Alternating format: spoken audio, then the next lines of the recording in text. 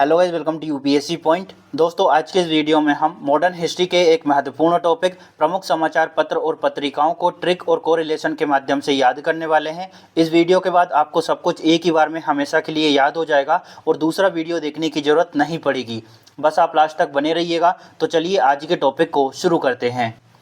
दोस्तों, सबसे पहले हम महात्मा गांधी द्वारा प्रकाशित प्रमुख समाचार पत्रों और पत्रिकाओं को देखने वाले हैं और इन्हें याद करने के लिए आप एक छोटी सी ट्रिक का इस्तेमाल कर सकते हैं और वो ट्रिक है दोस्तों नदियाँ। एन से हो जाएगा नवजीवन, डी से हो जाएगा द ग्रीन पैम्पलेट, एच से हो जाएगा हरिजन, आई से हो जाएगा इंडियन ओपिनियन और या से हो जाएगा यंग इंडिया। बस आपको इतना सा याद करना है नदियाँ। एन से हो गया नवजीवन, डी से हो जाएगा आपका द ग्रीन पैम्पलेट, एच से हरिजन, आई से इंडियन ओपिनियन और या से यंग इंडिया। इस तरह से आप इसको आसानी से याद कर सकते हैं। यहाँ पर मैं आपको बता देना चाहता हूँ दोस्तों, ये जो द ग्रीन पैम्पलेट है यह पूरी तरह से एक समाचार पत्र नहीं था। इसका नियमित रूप से प्रकाशन भी नहीं होता था। इसको स्टार्टिंग में महात्मा गांधी द्वारा एक पैम्पलेट के रूप में राजकोट से प्रकाशित करवाया गया था और इसमें 20 से 30 पेजों में दक्षिण अफ्रीका में जो भारतीय समुदाय, जो भारतीय मजदूर रह रहे थे, उन पर जो अत्याचार हो रहे थे उनका विवरण दिया गया था। तो यहाँ पर कंफ्यूज नहीं होना है। द ग्रीन पैम्पलेट नियमित रूप से प्रकाशित होने वाला एक समाचार पत्र नहीं था।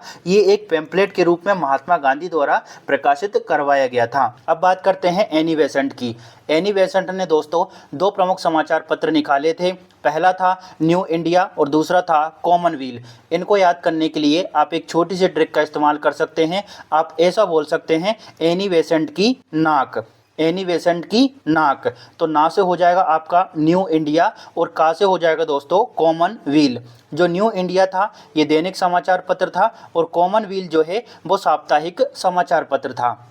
तो उम्मीद करता हूं आपको ये भी अच्छे से समझ आ गया होगा। आगे बढ़ने से पहले दोस्तों आपको बता देना चाहता हूं कि मैं सभी का सम्मान करता हूं, सबकी भावनाओं का आदर करता हूं, लेकिन हमें कुछ चीज़ों को याद करने के लिए इधर उधर की बातें करना पड़ती है, वो मेरी मजबूरी है। तो आपसे यही एक्सपेक्टेशन है कि आप जो है वो याद करने पर फोकस करेंगे। चलिए अब हम आगे बढ़ते हैं।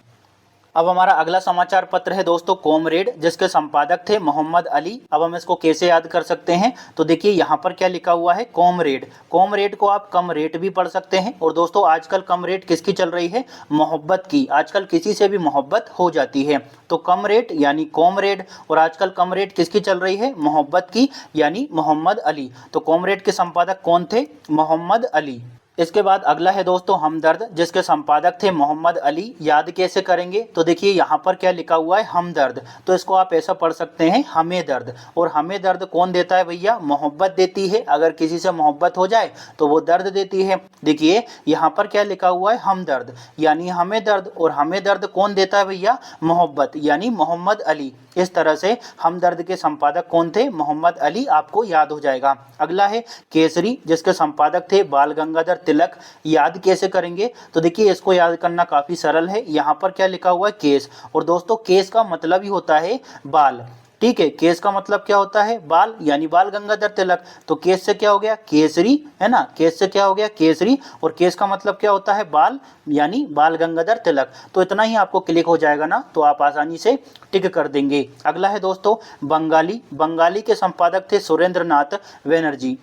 अब इसको याद कैसे करेंगे? तो देखिए यहाँ पर क्या लिखा हुआ है, गाली। गाली से आप समझ सकते हैं बंगाली। ठीक है, यहाँ पर क्या लिखा हुआ है, गाली, और गाली से आप समझ सकते हैं बंगाली। और दोस्तों जब कोई गाली देता है ना तो उसका सुर खराब हो जाता है, उसका सुर खराब हो जाता है। तो सुर से क्या हो गया? सुरेंद्र नाथ बनर्जी। यहाँ पर क्या लिखा हुआ है दोस्तों, गाली। गाली से हो गया आपका बंगाली। और जब कोई गाली देता है तो उसका सुर खराब हो जाता है, यानी सुरेंद्र नाथ बनर्जी। तो बंगाली के संपादक कौन थे? सुरेंद्र नाथ बनर्जी। इसके बाद है दोस्तों दर्पण, जिसके संपादक थे बाल शास्त्री। अब इसको कैसे याद करें?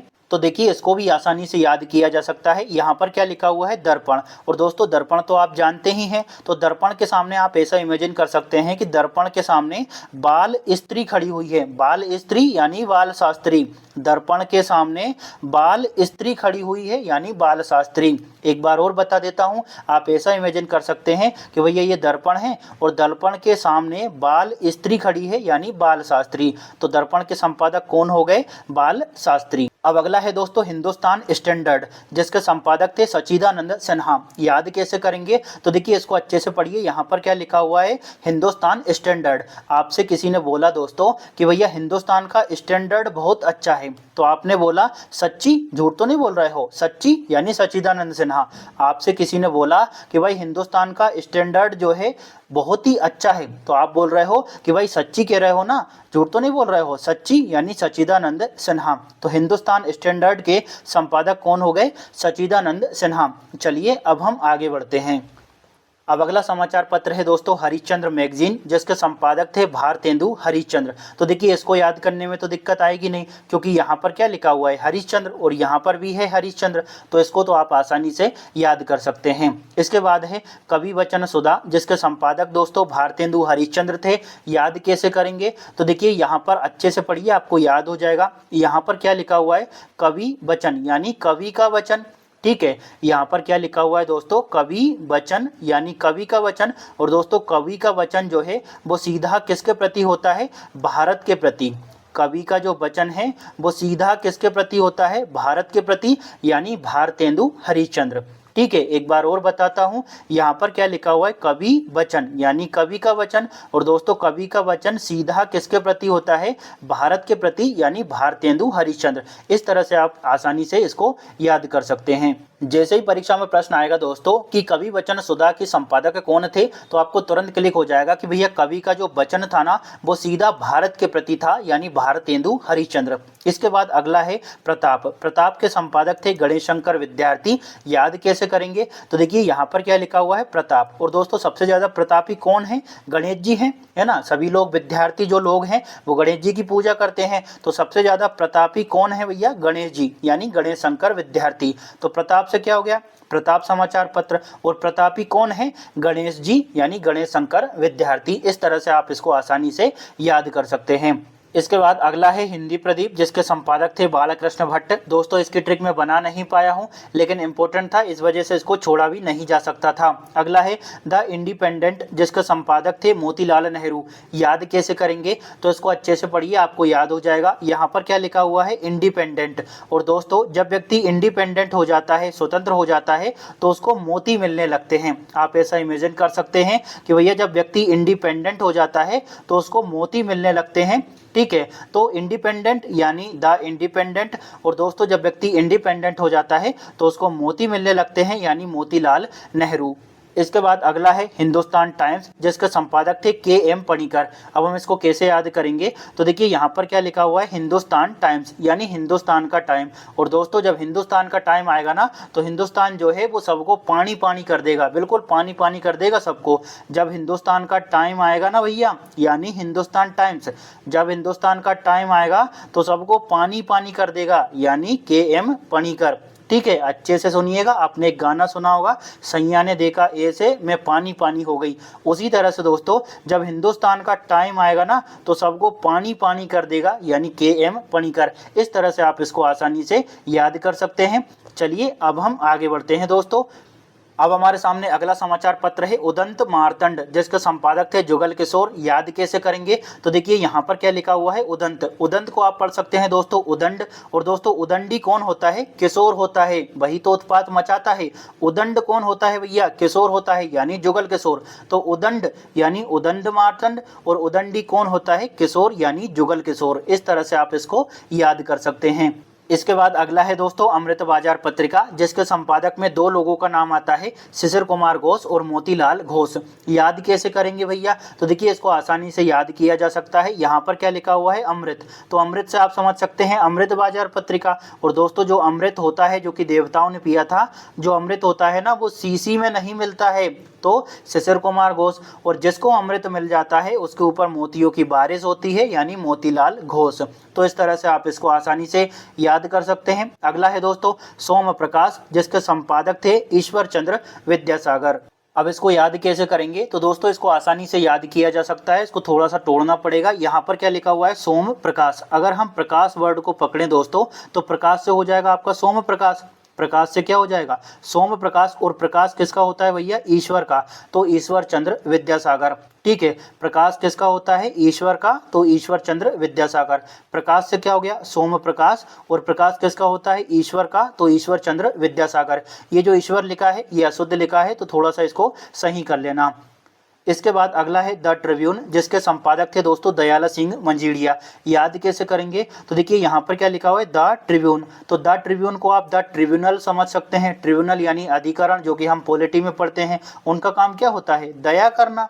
ठीक है, जो ट्रिब्यूनल होते हैं है ना, तो ट्रिब्यूनल से क्या हो गया द ट्रिब्यून, और जो ट्रिब्यूनल होते हैं उनका काम क्या होता है दया करना, यानी दयाल सिंह मंजीड़िया। इस तरह से आप इसको याद कर सकते हैं। जैसे ही परीक्षा में प्रश्न आएगा कि भैया द ट्रिब्यून के संपादक कौन थे, तो आपको तुरंत क्लिक होगा कि ट्रिब्यून मतलब होता है ट्रिब्यूनल, और ट्रिब्यूनल का काम होता है दया करना, यानी दयाल सिंह मंजीड़िया। आगे चल के हम दोस्तों कुछ प्रैक्टिस क्वेश्चन लगाएंगे, तो उससे आपको और सारी चीजें क्लियर हो जाएगी, और आपको ऐसा लगेगा कि हाँ हमको तो सब कुछ याद हो गया है।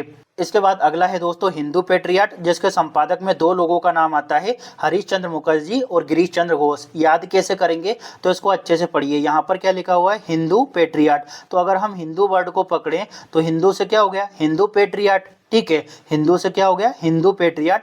और दोस्तों जो हिंदू होते हैं ना वो हरि को बहुत मानते हैं, भगवान विष्णु को बहुत मानते हैं, हरि को बहुत मानते हैं। तो हरीश चंद्र मुखर्जी और हरि को मानते हैं और उनके चरणों में गिरी रहते हैं, तो गिरीश चंद्र घोष। इस तरह से आप थोड़ा सा इसको कोरिलेट करके देखिएगा, आपको आसानी से याद हो जाएगा। मैं मानता हूँ थोड़ा सा टफ है, लेकिन दोस्तों रटने से अच्छा है थोड़ा सा आप दिमाग लगा ले। हिंदू से क्या हो गया हिंदू पेट्रियाट, हिंदू से क्या हो गया हिंदू पेट्रियाट। और जो हिंदू होते हैं वो हरि को बहुत मानते हैं, यानी हरीश चंद्र मुखर्जी। ठीक है, हरि को बहुत मानते हैं और गिरे रहते हैं उनके चरणों में, तो गिरीश चंद्र घोष। इस तरह से आप इसको आसानी से याद कर सकते हैं।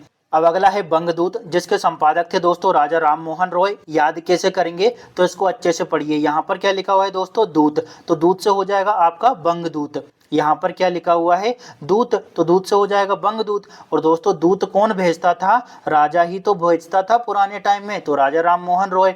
दूत से क्या हो गया बंगदूत, और दूत कौन भेजता था राजा, यानी राजा राम मोहन रॉय। इस तरह से आप इसको आसानी से याद कर सकते हैं। चलिए अब हम आगे बढ़ते हैं।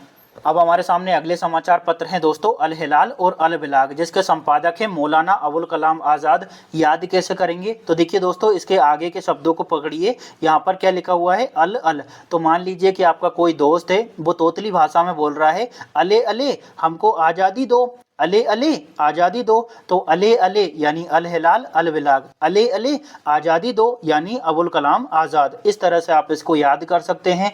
दोस्तों ट्रिक जो होती है थोड़ा बहुत कोरिलेट करके चीज़ों को याद करना पड़ता है। जैसे ही परीक्षा में प्रश्न आएगा कि अल हिलाल जो है इसके संपादक कौन थे, तो आपको तुरंत क्लिक होगा कि यहाँ पर अल लिखा हुआ है, यहाँ पर क्या लिखा हुआ है अल, तो आपको तुरंत क्लिक हो जाएगा कि अले अले आज़ादी दो यानी अबुल कलाम आज़ाद इसके संपादक हैं। इसके बाद अगला समाचार पत्र है दोस्तों द हिंदू अखबार, जिसके संपादक में दो लोगों का नाम आता है वीर राघवाचारी और जी सुब्रमण्यम। अब हम इसको कैसे याद कर सकते हैं, तो देखिए दोस्तों यहाँ पर क्या लिखा हुआ है हिंदू। और दोस्तों जो हिंदू होते हैं ना वो अपने आप को वीर समझते हैं कि भैया हमसे महान तो कोई है ही नहीं।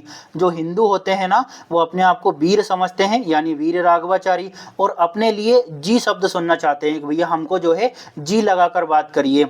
ठीक है, जो हिंदू होते हैं वो वीर समझते हैं अपने आप को, यानी वीर राघवाचारी। और जो हिंदू होते हैं वो अपने लिए जी शब्द सुनना चाहते हैं कि भैया हमको जो है सम्मान से आदर से बात करो, जी करके बात करो। तो जी से क्या हो गया जी सुब्रमण्यम। एक बार और फिर से बता देता हूँ कि भैया जो हिंदू होते हैं ना, तो द हिंदू अखबार, जो हिंदू होते हैं वो अपने आप को वीर समझते हैं, यानी वीर राघवाचारी। और जो हिंदू होते हैं वो अपने लिए जी शब्द सुनना चाहते हैं, तो जी सुब्रमण्यम अय्यर। इस तरह से आप इसको आसानी से याद कर सकते हैं। इसके बाद अगला है दोस्तों मराठा समाचार पत्र, जिसके संपादक थे बाल गंगाधर तिलक। तो ये तो आपको पता ही होगा, तिलक के मुख्य रूप से दो ही अखबार परीक्षा में पूछे जाते हैं, एक केसरी और दूसरा मराठा, और ये सभी को पता होता है। आज के वीडियो में लास्ट है दोस्तों बंगाल गजट, जिसके संपादक थे जेम्स अगस्टस हिक्की। और ये जो बंगाल गजट है ये भारत का पहला समाचार पत्र था, तो पहला था तो अक्सर बच्चों को पता होता है, तो क्यों फालतू आपका टाइम वेस्ट किया जाए। हम जो है प्रैक्टिस सेट की ओर बढ़ रहे हैं,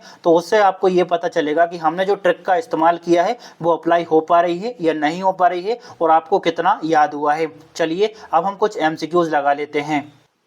हमारा पहला समाचार पत्र है दोस्तों, कॉमरेड समाचार पत्र के संपादक कौन थे? तो ऑप्शन आपको नहीं देखना है क्योंकि हम याद कर चुके हैं। यहाँ पर क्या लिखा हुआ है? कॉमरेड। तो कॉमरेड से हमने क्या समझा था? कम रेट। और कम रेट किसकी चल रही है आजकल भैया? मोहब्बत की, यानी मोहम्मद अली। ऑप्शन ए इसका राइट आंसर होगा। चलिए अब आगे बढ़ते हैं। अगला प्रश्न है, प्रताप समाचार पत्र की स्थापना किसने की थी? ऑप्शन नहीं देखना है। यहाँ पर क्या लिखा हुआ है भैया? प्रताप। और प्रतापी कौन है भैया? गणेश जी हैं। प्रतापी कौन थे? गणेश जी। तो यहाँ पर गणेश कहाँ लिखा है? ऑप्शन बी में, गणेश शंकर विद्यार्थी। इतना ही अगर आपको मिल जाएगा ना तो आप आसानी से लगा लेंगे। चलिए अब आगे बढ़ते हैं। अगला प्रश्न है, द इंडिपेंडेंट समाचार पत्र के स्थापना किसने की थी? तो ऑप्शन नहीं देखना है। यहाँ पर क्या लिखा हुआ है? इंडिपेंडेंट। और व्यक्ति जब इंडिपेंडेंट हो जाता है, स्वतंत्र हो जाता है, तो उसके ऊपर क्या होता है? मोतियों की बारिश, है ना, यानी मोतीलाल नेहरू।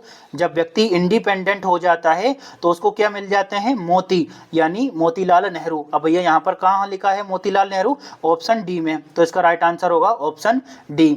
अगला प्रश्न है, भारतीय पत्रकारिता के इतिहास में बंगदूत नामक समाचार पत्र की शुरुआत किसके द्वारा की गई थी? ऑप्शन तो हम बिल्कुल नहीं देखेंगे क्योंकि हमें जरूरत ही नहीं है। यहाँ पर क्या लिखा हुआ है? दूत। और दूत कौन भेजता है भैया? राजा भेजता है। तो राजा राममोहन रॉय होना चाहिए। राजा राममोहन रॉय कहाँ लिखा है?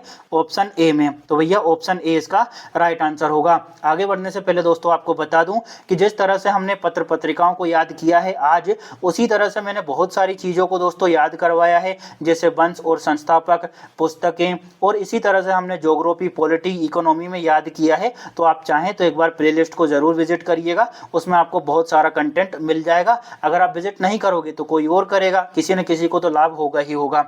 चलिए अब आगे बढ़ते हैं। अब हमारा पांचवा प्रश्न है दोस्तों, दर्पण समाचार पत्र की स्थापना किसने की थी? ऑप्शन तो हम बिल्कुल नहीं देखेंगे। यहाँ पर क्या लिखा हुआ है? दर्पण। और दर्पण के सामने कौन बैठा था? एक बाल स्त्री बैठी थी, यानी बाल शास्त्री। दर्पण से हमने क्या समझा था? कि एक दर्पण था और दर्पण के सामने एक बाल स्त्री बैठी थी, यानी बाल शास्त्री होना चाहिए। कहाँ लिखा भैया बाल शास्त्री? ये लिखा। ऑप्शन सी इसका राइट आंसर होगा। तो आशा करता हूँ कि आपसे सभी प्रश्न बने होंगे दोस्तों। मैंने बहुत ज़्यादा प्रश्नों को शामिल नहीं किया है क्योंकि बार बार वही चीजें रिपीट होती है तो बच्चों को ज्यादा दिक्कत आती है। यहाँ पर थोड़ा मैंने सैंपल बता दिया है कि आपका पूरा काम हो जाएगा 100%। अगर आपको दिक्कत आती है तो एक दो बार और देख लेना, आपको बहुत अच्छे से सारी चीजें समझ आ जाएगी। इसका जो PDF है आपको मेरे टेलीग्राम चैनल पर मिल जाएगा, जिसका नाम है UPSC पॉइंट ऑफिशियल। तो आप सीधा सर्च कर सकते हैं या फिर उसका लिंक मैं आपको डिस्क्रिप्शन में दे दूंगा, तो वहां से क्लिक करके आप ज्वाइन कर लेना। और दोस्तों अगर वीडियो अच्छा लगा हो तो कमेंट जरूर करना है। Thank you.